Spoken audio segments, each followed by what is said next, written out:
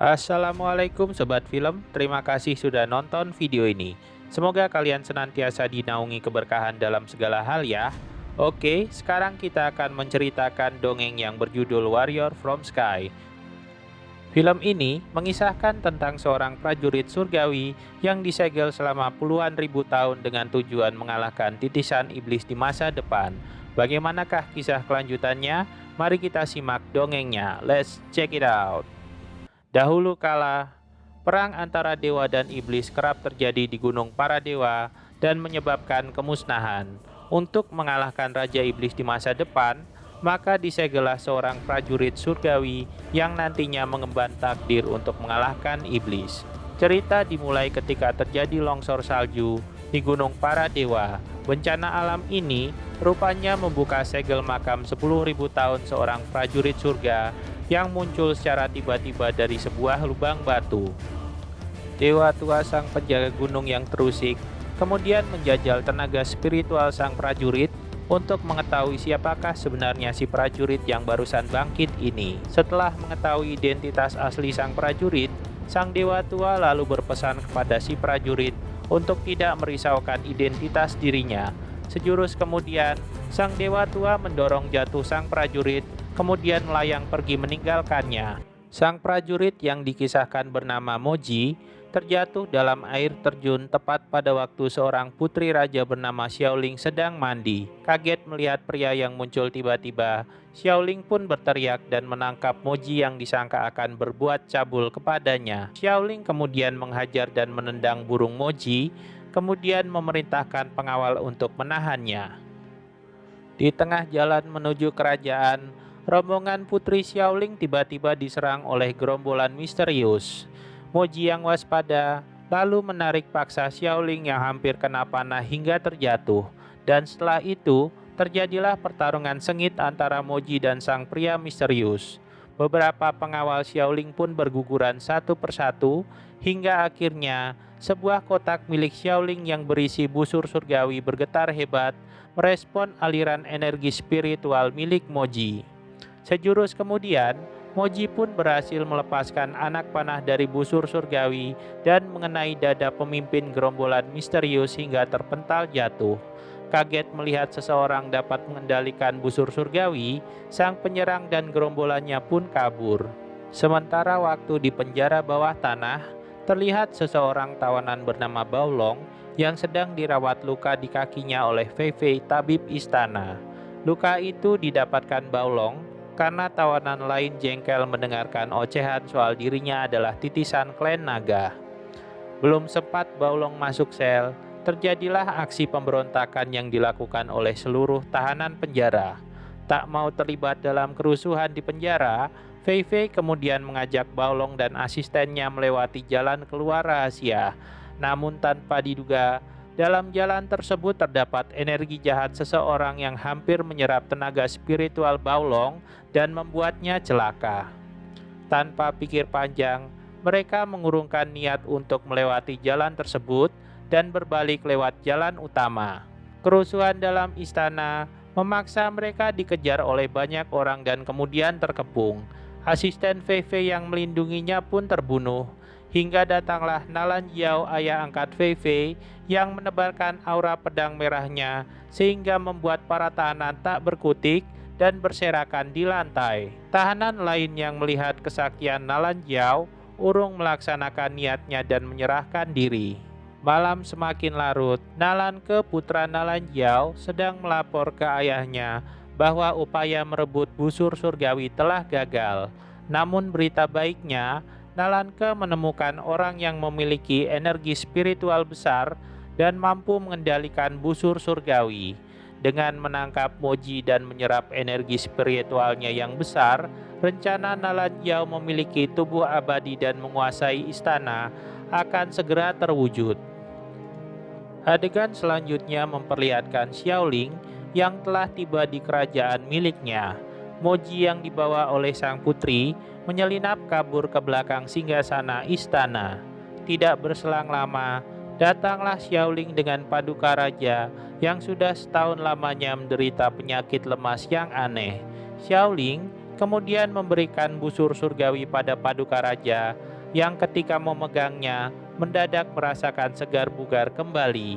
Moji yang berada di belakang singgasana tanpa sengaja memancing resonansi busur surgawi dengan kekuatan spiritualnya. Fei Fei yang menyaksikan hal itu kemudian menyampaikan ke Paduka Raja bahwa energi spiritual Moji lah yang bisa membuat busur surgawi berpotensi menyembuhkan raja. Raja pun akhirnya memerintahkan Fei Fei merawat Moji yang pingsan kelelahan memegang busur surgawi.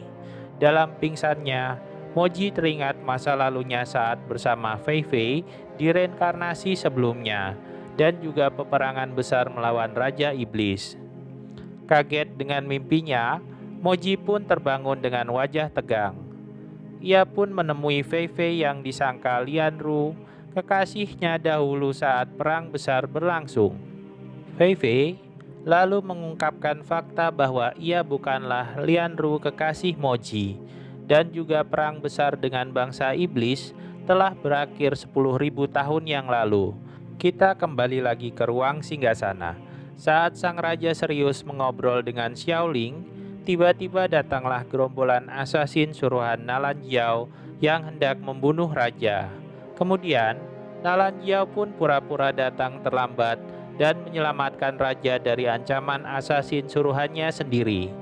Nalan Jiao menanyakan keberadaan Moji pada sang raja, namun dibalas ketus oleh Xiaoling bahwa Moji telah melarikan diri.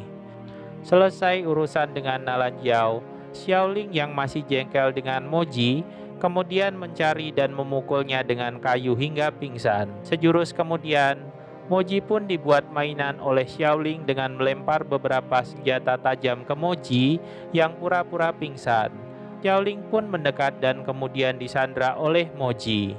Lalu tanpa diduga, datanglah Nalan Jiao yang meminta Moji melepaskan sang putri, namun karena Moji yang tidak kooperatif, ia pun diserang oleh Nalan Ke. Moji yang kekuatan spiritualnya belum pulih, tidak bisa melawan balik. Ia kemudian dijebloskan di penjara bawah tanah. Dalam penjara bawah tanah, tidak sengaja Moji menyelamatkan Baolong dari bulian 3 tawanan lain yang muak dengan cerita klan naga Baolong.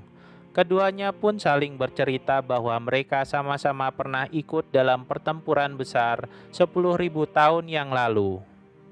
Keesokan harinya, Nalan Jiao mengundang Fei Fei dan putranya ke ruangan menterinya. Ia pun mengutarakan rencana pernikahan Nalan Ke dan Fei Fei yang akan dilaksanakan secepatnya. Saat Fei Fei menceritakan hal ini pada Xiaoling, terungkaplah fakta bahwa Nalan Jiao adalah pembunuh klan keluarga Fei Fei yang dianggap berkhianat ke kerajaan. Xiaoling yang tidak senang dengan perangai Nalan Ke menyarankan Fei Fei untuk membatalkan pernikahan yang akan dilaksanakan besok hari.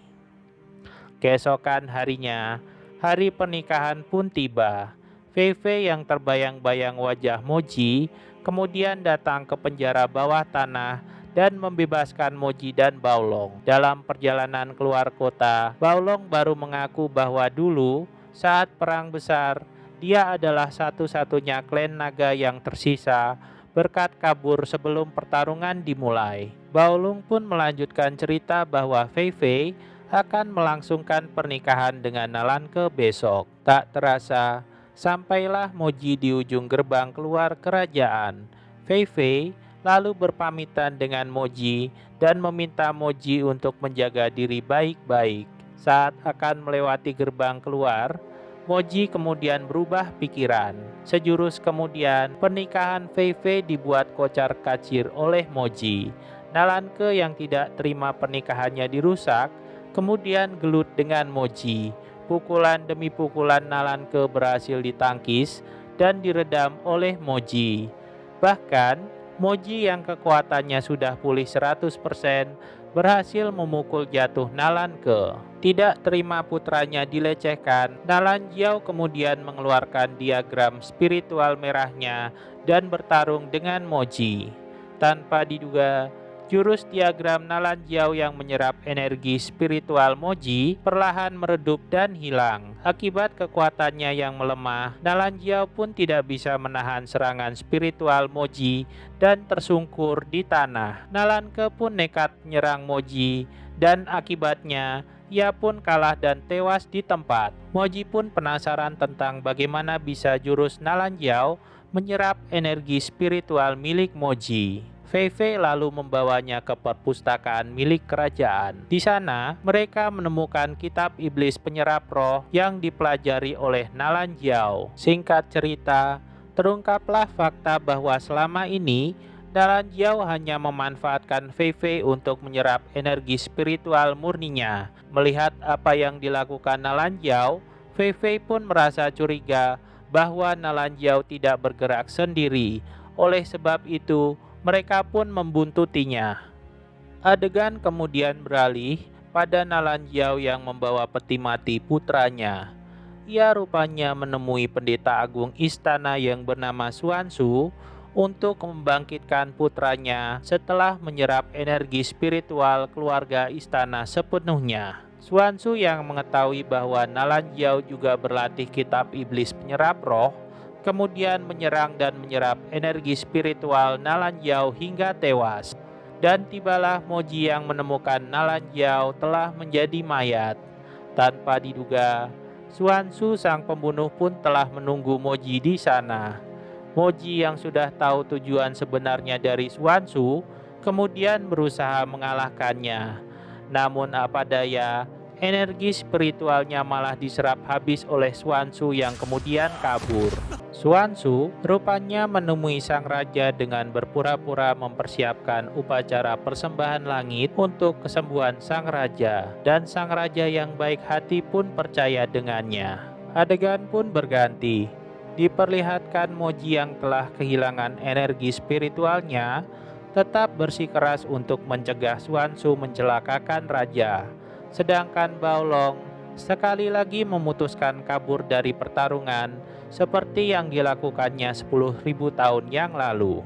Keesokan harinya, upacara persembahan langit pun dilaksanakan. Tiba-tiba, Xuanzu merapalkan diagram merah iblis penyerap roh dan menyerap seluruh anggota kerajaan yang berada di lokasi. Xiaoling yang merasa Xuanzu mencelakai mereka, kemudian menyerang Xuanzu namun terpental beberapa kali dan menderita luka dalam. Beruntung tibalah Moji yang sekali lagi menantang Xuanzu untuk bertarung. Melihat energi penghalang yang tidak bisa ditembus, Fei Fei kemudian membantu Moji membuka penghalang itu dan membukakan jalan untuk Moji.